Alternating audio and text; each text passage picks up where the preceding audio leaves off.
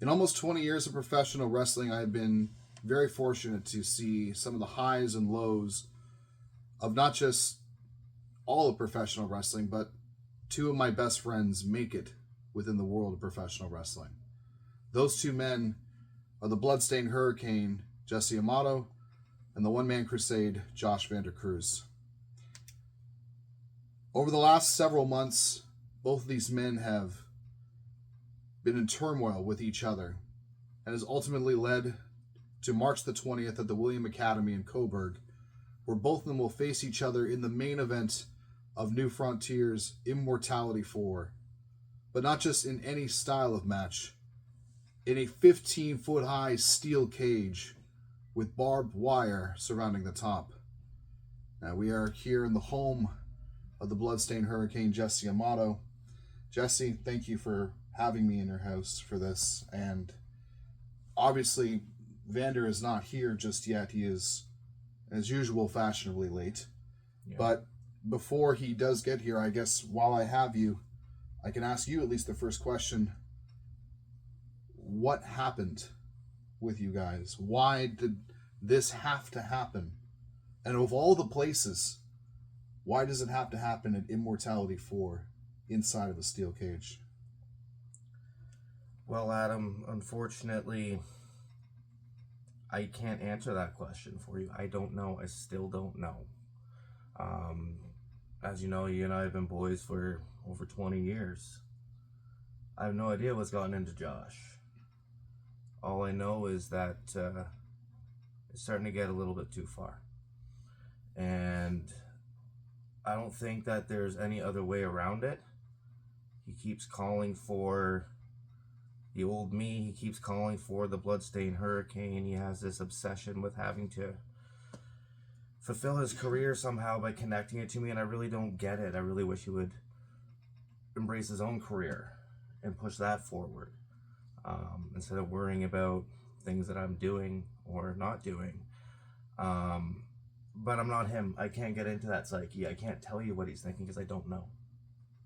I'm hoping that you know, because, I mean, you know him too. You're right. I do know him, but this is a different Josh that we have seen in the last several months. Not just here in New Frontier, but all over Ontario.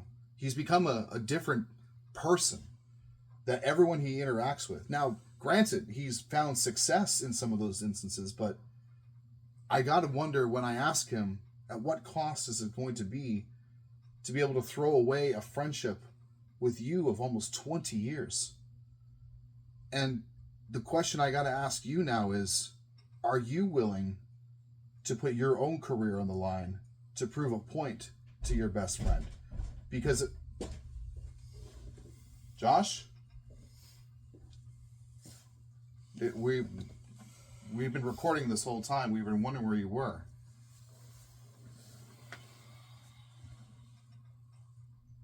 Are you ready to start, or? Yeah, I'm ready. Okay, well, I already filmed the intro here, so we'll just keep it going, if that's all right. Sure.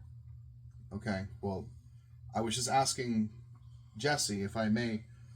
Look, you're Of course. Of course you're going to ask him the first question. Because it's always about Jesse, right? It's always about Jesse first.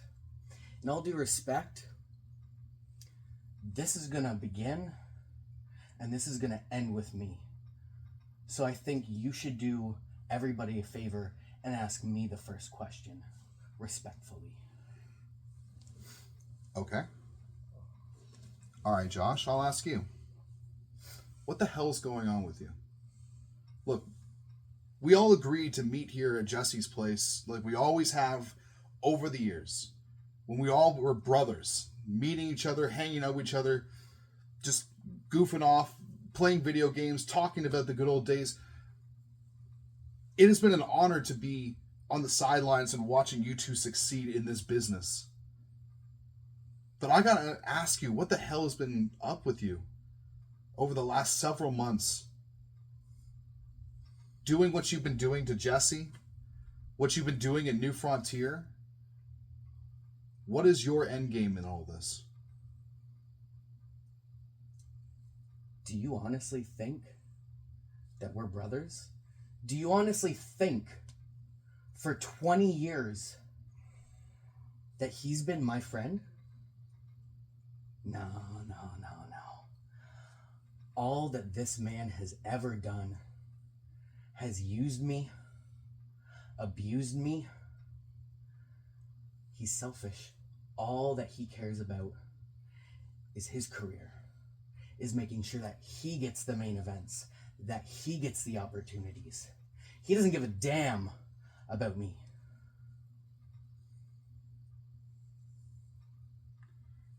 You know, I gotta disagree with you, Josh, because there has been time and time again where both of you have been there for each other.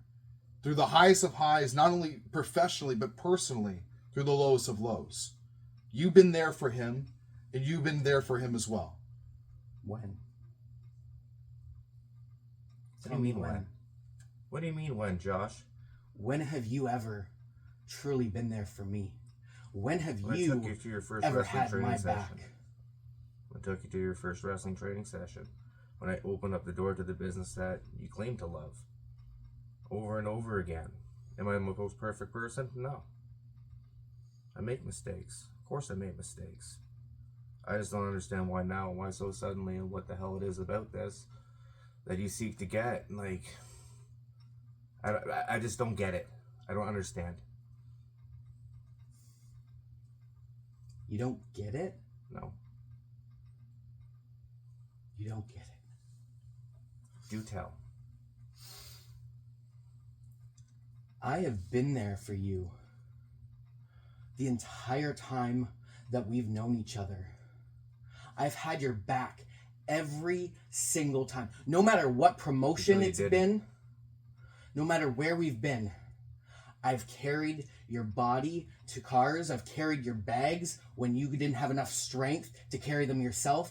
I've driven your ass while you've been drunk to hotels in America. I'm the only person who stayed by your side when you were battling your demons. Everybody else turned their back on you. This guy didn't even want to associate with you. I'm the only person who has been there through all of it.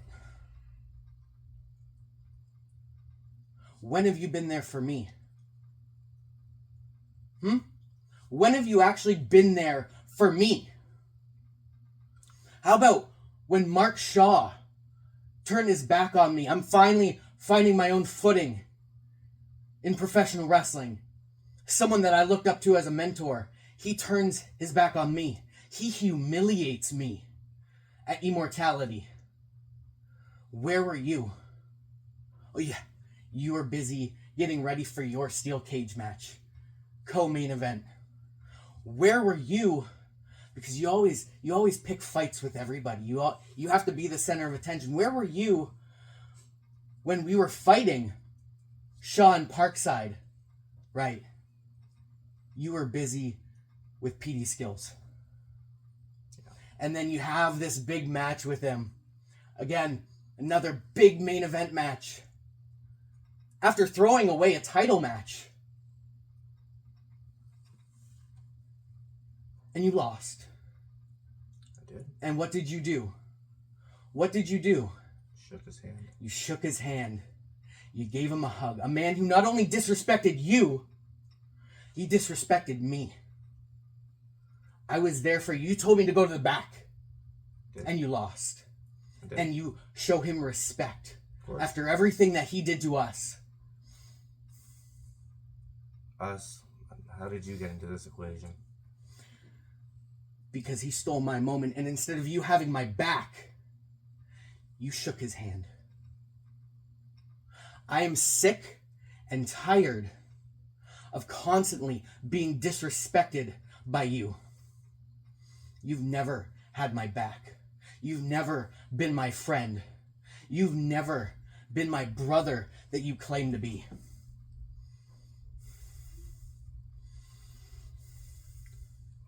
Look, gentlemen, the bottom line is, regardless of how you feel against each other now, Josh, you and I both know, and I can say this wholeheartedly, Jesse, with the most respect in the world.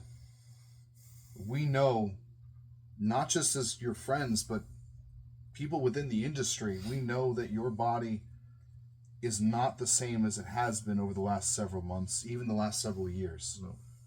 The pile drivers from Shaw, Yeah. the injuries to your knee, your back, you're never walking into a match 100%. Josh knows this. I know this. The wrestling world knows this. Yeah. Why a barbed wire steel cage? Why a match that could potentially put you out for good? Because, Adam, this needs to end. I don't know still what's come over him. Even everything that you just said here, it's a big pile of bullshit. None of it makes sense. But what it comes down to is, you're right, my neck isn't the best from those pile drivers. It's got 16 years of abuse, wear and tear. It's no secret that there's other injuries that's been racking up. The rumors are true. My knee's definitely screwed up.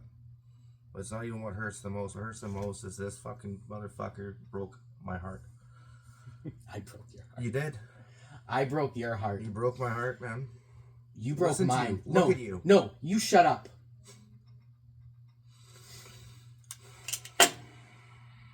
You think I want to be here? Yes. You really think that I want to be in this position? I fucking loved you. You're the only For reason 20 why we're years. in this Shut up! position. Guys. Shut up. You're right about one thing. This does need to end. Because I'm sick and tired of living in your fucking shadow for 20 years. You know, I don't call myself the one-man crusade because it's a cool, flashy name. I call myself that because I've literally walked alone my entire career, my entire life. I've always been second, third, last pick, especially when it comes to you. You never did the goddamn work to put yourself at the top of that fucking list, Josh. What do you think I'm doing right now, motherfucker? I'm not living in your shadow anymore. I'm not being your little bodyguard or your little bag boy. This is gonna end because I'm sick and tired of everyone thinking that you're something you're not and everyone doubting me. This isn't about advancing my career. This isn't about me getting one up on you like you've said in front of everybody. This is about me needing to exist. And the only way that I exist is by beating you. Because if I can't exist, if I can't beat you, Josh. then I have fucking nothing. So this is gonna end with you laying down and not being able to get back up.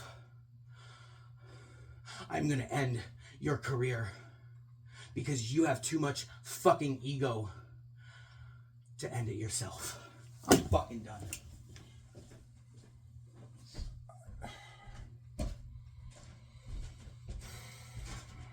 You know, Adam, that entire time I couldn't look at him. Because what it comes down to is,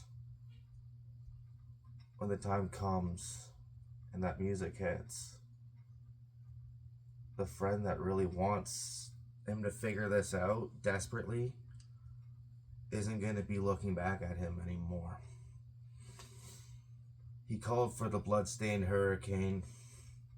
He called for it repeatedly over and over and over again and put countless steel chairs into my back, into my skull. And for what? He said it himself. To get out of my shadow. I did nothing to deserve any of that, and that's okay. Because at the end of the day, Adam, he's coming face to face with exactly what he's been asking for.